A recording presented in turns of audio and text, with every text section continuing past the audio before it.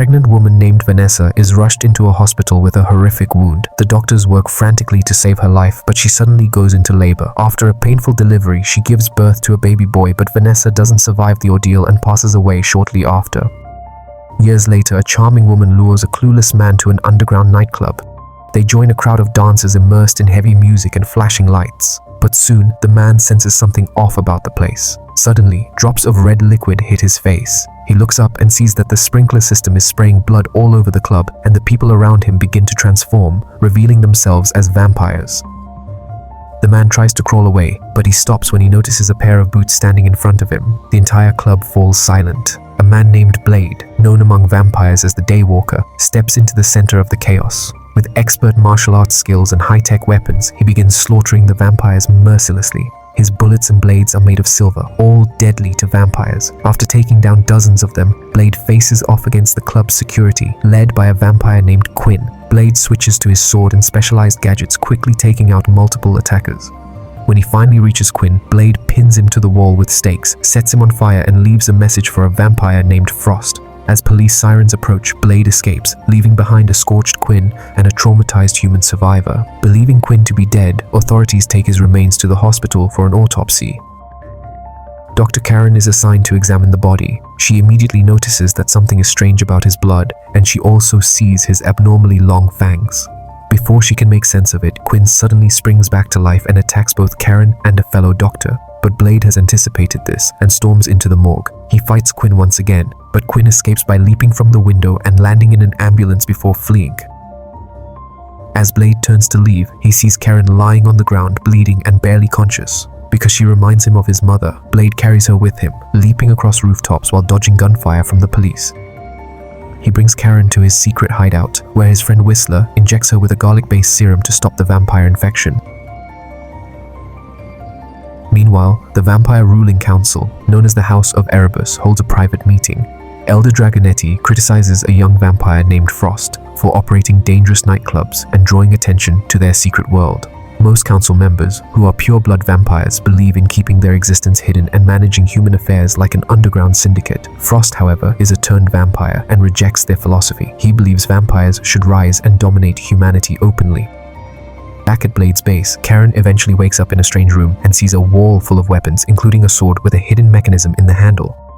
When she steps out, she sees Whistler injecting Blade with a serum that causes a strong physical reaction. As she tries to leave, both Blade and Whistler intercept her and assure her that they're not enemies. Whistler reveals their ongoing war against all vampire kind. The reason they can't go to the authorities is that many of them have already been bribed by vampires.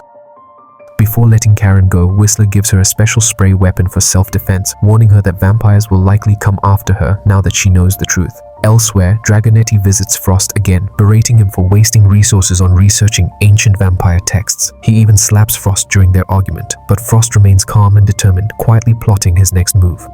When Karen returns to her apartment, she finds Officer Krieger, who claims he's there to follow up on her disappearance from the hospital, but then he suddenly attacks her, revealing he's a servant to the vampires hoping to be turned in the future. Just as he attacks her, Blade bursts in and reveals he was using Karen as bait to draw out vampire agents like Krieger.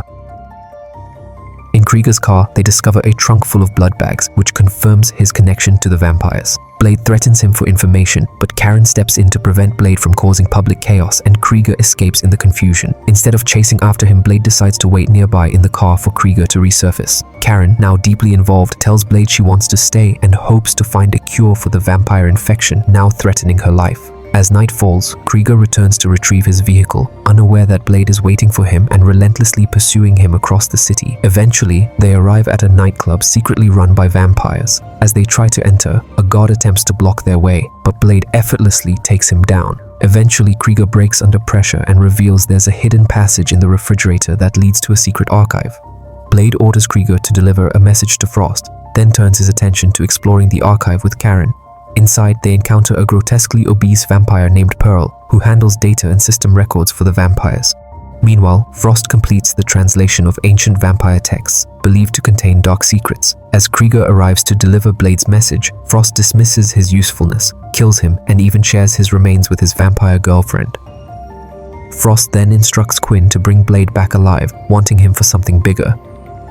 Back at the archive, Pearl refuses to cooperate at first, but when Karen starts burning his flesh with a UV flashlight, he quickly reveals that Frost is planning to summon an ancient and powerful vampire known as La Magra, the blood god.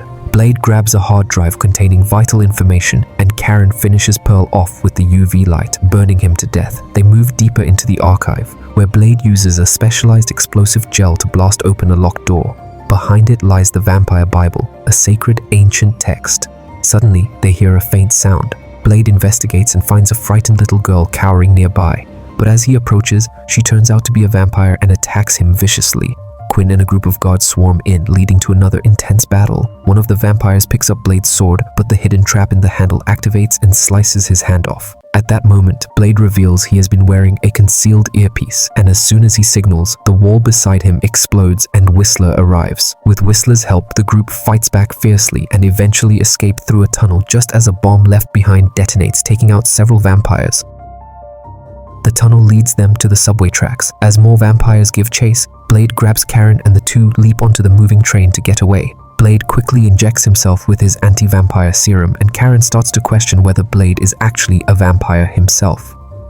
Back at the hideout, Whistler explains Blade's backstory to Karen. Blade's mother was bitten while she was pregnant. She died giving birth, and Blade was left to grow up alone, fending for himself on the streets. When Whistler found him, he nearly killed Blade, believing he was just another vampire. But when he realized Blade was a hybrid, a Daywalker, he took him in and trained him. Blade possesses vampire abilities like enhanced strength and rapid healing, but unlike others, he can survive in sunlight, and the serum he injects keeps his bloodlust suppressed.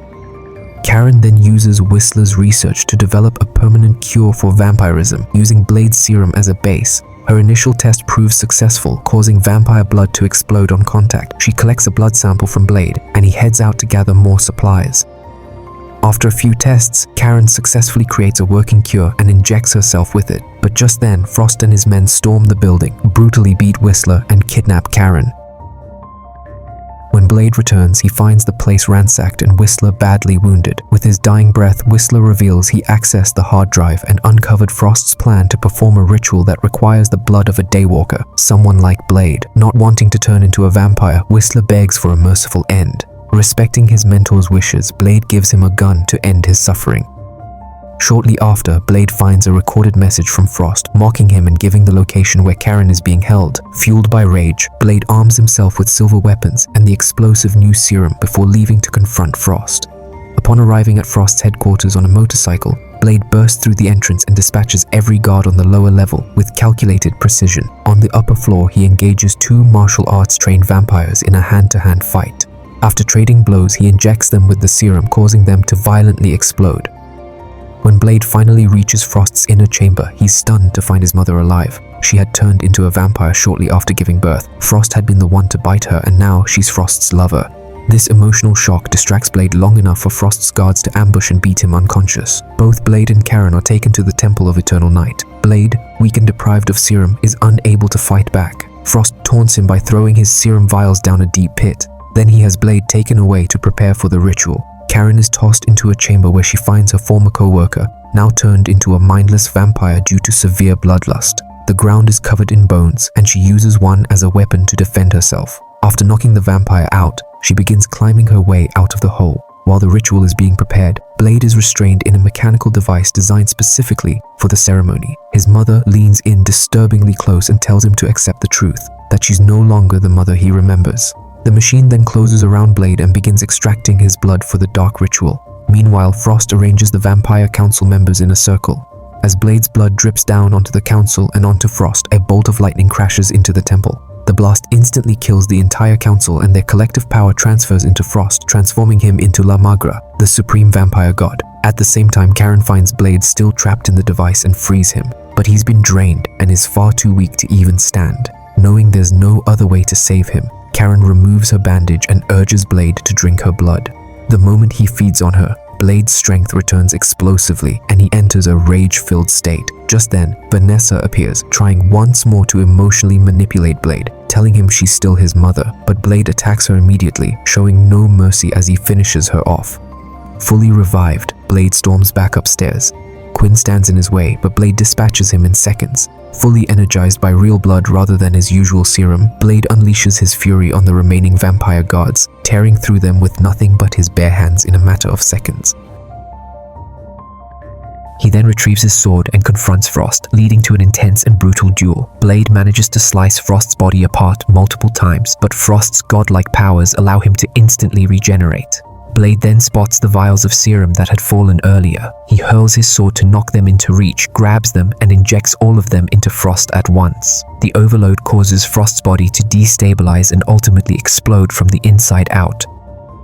With the battle over, Blade and Karen escape the crumbling temple. Karen offers Blade the cure she developed to eliminate his vampiric traits. But Blade refuses and explains that losing his thirst for blood would also mean losing his powers as a Daywalker, and without those abilities, he wouldn't be able to continue his mission to hunt and destroy vampires.